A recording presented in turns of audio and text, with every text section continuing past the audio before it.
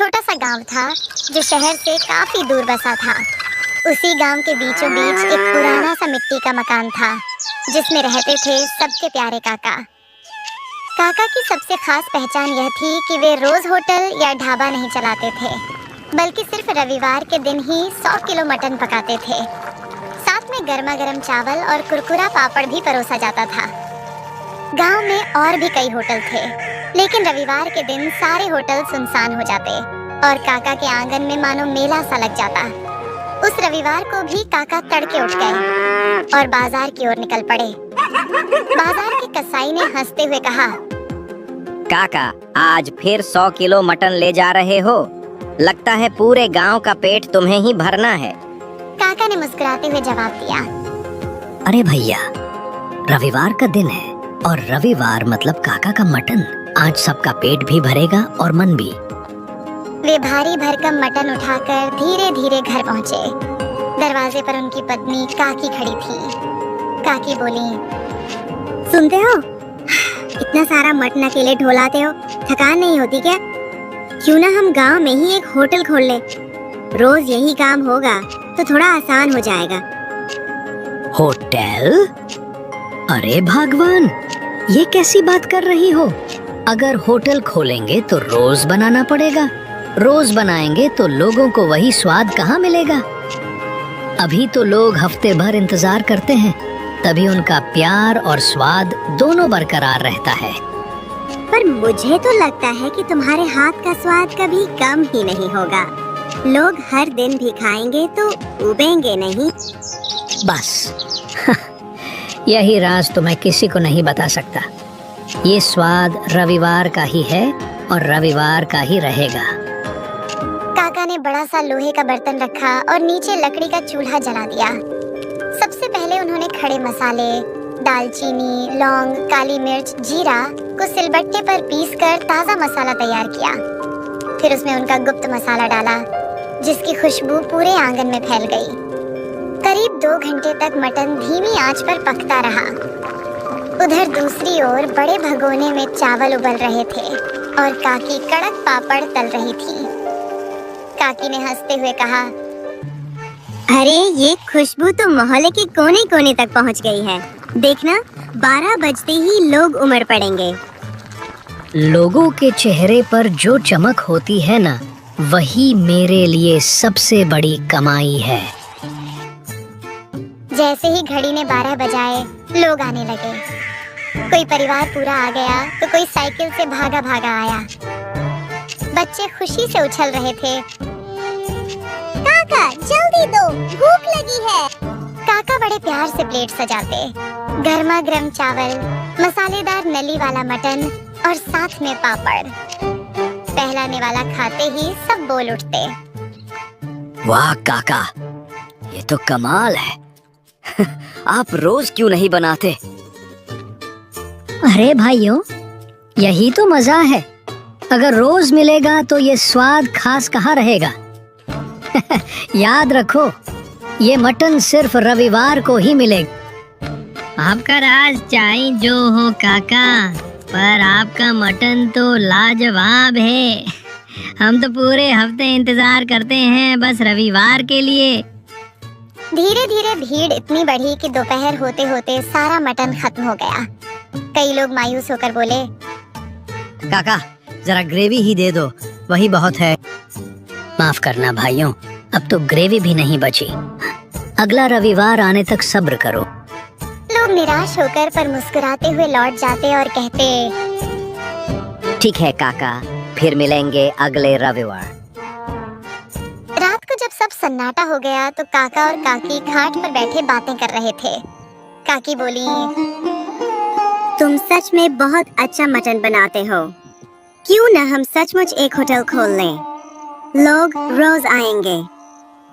भगवान अगर रोज बनाएंगे तो ये स्वाद अपना जादू खो देगा। स्वाद का असली मजा इंतजार में है। शायद तुम सही कहते हो, पर मुझे पूरा यकीन है कि तुम्हारे हाथ का स्वाद कभी भी लोगों के दिल से नहीं निकलेगा। इतना कहकर दोनों ने रात की शांति में मुस्कुराते हुए नींद की ओर कदम बढ़ाए।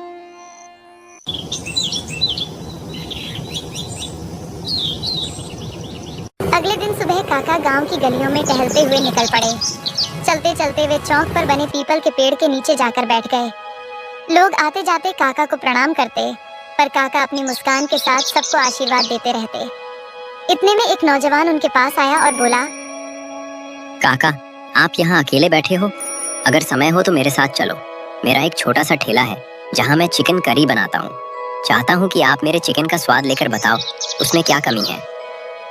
अरे भैया ये तो और भी अच्छा है।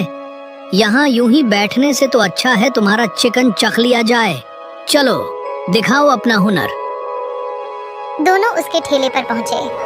लड़के ने जल्दी जल्दी गर्मा-गर्म चिकन करी और चावल की प्लेट सजाई और काका के सामने रख दी। काका ने पहला निवाला लिया, कुछ देर चबाया और फिर बोले, देख बेटा, तुम्हारा चिकन ठीक है पर इसमें जान नहीं है। लड़का हैरानी से बोला, जान नहीं है? काका, मैं तो ताज़ा मसाले डालता हूँ। बात मसालों की नहीं है, तुम चिकन को मैरिनेट करते हो क्या? नहीं काका, मैं तो सीधे पका देता। यही तो कमी है। अगर चिकन में स्वाद लाना है तो पहले उसे 30 मिनट नींबू, अदरक लहसुन का पेस्ट और थोड़ा गरम मसाला लगाकर मैरिनेट करो। जब वो मसाले में घुल मिल जाएगा तभी असली स्वाद आएगा। फिर पकाना, देखना लोग बार बार मांगेंगे। धन्यवाद काका, कल से मैं जरूर ऐसा ही करूँगा। काका हंसते हुए वहां से आगे बढ़ गए। थोड़ी दूर जाकर वे अपने पुराने मित्र रामलाल के घर पहुंचे। रामलाल बरामदे में खाट पर बैठे थे। काका मजाक में बोले, अरे भाई, तुम तो दिन ब दिन बूढ़े होते जा रहे हो। हाँ यार, बूढ़ा तो हो ही रहा हूँ। लेकिन तू बताओ, तू इतना जवान कैसे दिखता है? कहीं कोई राज तो नहीं छुपा रखा? काका ने ठाका लगाते हुए कहा, राज है तो सही, पर बता दूं तो तू भी जवान हो जाएगा। फिर गांव वाले हम दोनों को देख हैरान रह जाएंगे। दोनों जोर जोर से हंसने लगे। काका ने प्यार से कहा, देख भाई, कभी रविवार को घर आ जाया कर, तुझे अपना बेहतरीन मटन खिलाऊंगा। हाँ यार, मैंने भी बहुत तारीफ सुनी है तुम्हारे मटन की।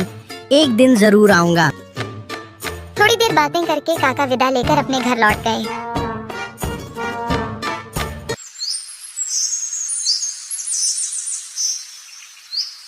अगला रविवार आया। काका फिर सुबह सुबह उठे, ताजा मटन लेकर आए और बड़े हांडी में लकड़ी के चूल्हे पर पकाना शुरू कर दिया। धीरे धीरे गरम मसालों और गुप्त मसाले की खुशबू पूरे गांव में फैल गई। दोपहर के 12 बजते ही गांव वाले जमा हो गए। जैसे ही पहली प्लेटें परोसी गईं, सबके चेहरे खिल उठे। एक आदमी छकते ही बोला, अरे काका, आज तो प्लेट में मटन के पीस ज्यादा दिख रहे हैं। दूसरा हंसते हुए बोला, हाँ काका, मुझे तो 2-2 नली वाले टुकड़े मिल गए।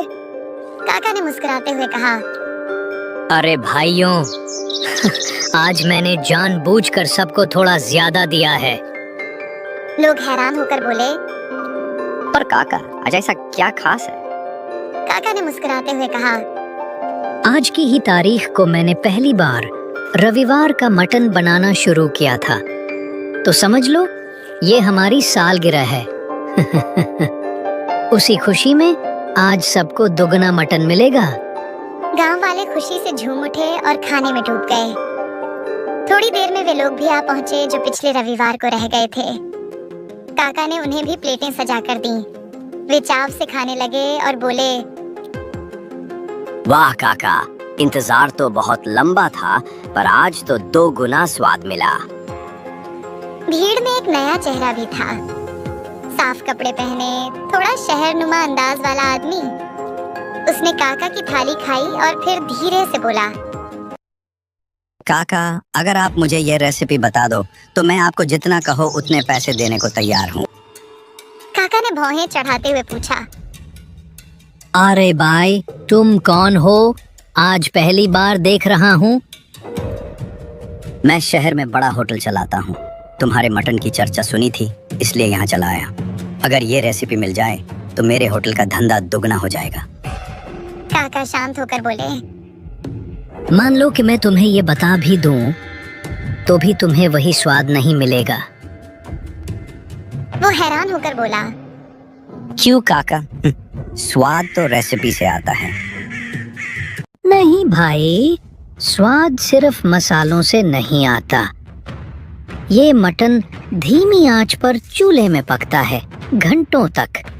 तुम्हारे होटल में तो गैस का चूल्हा होगा, वहीं से फर्क पड़ जाएगा। वो आदमी जिद पर अड़ गया। फिर भी बता दो काका, मैं तुम्हें खूब पैसे दूंगा। पैसों से स्वाद नहीं बिकता। अगर कभी मुझे अपना राज बताना होगा तो मैं अपने गांव वालों को बताऊंगा, तुम्हें नहीं। ये सुनते ही वो शहर वाला गुस्से में बड़बड़ाता हुआ वहाँ से चला गया। वाह काका, आप तो सच में गांव की शान हो।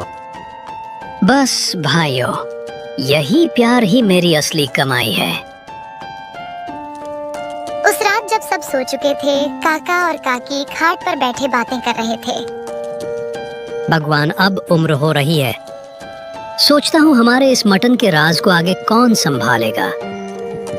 काकी ने सहमति में सिर हिलाया। सही कह रहे हो, पर किसे दोगे ये राज? कौन बना पाएगा तुम्हारी तरह?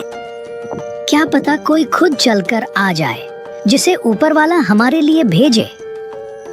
दोनों यही सोचते सोचते सो गए। सुबह दरवाजे पर दस्तक हुई। कोई है घर में? बाहर से एक धीमी आवाज आई। काका बाहर निकले तो देखा एक दुबला पतला लड़का खड़ा था। लड़का बोला, काका मैं अनाथ हूँ, कई दिन से भूखा हूँ, कुछ खाने को मिलेगा? काका उसे अंदर ले आए। काकी ने तुरंत चावल और बचे हुए मटन के टुकड़े परोसे।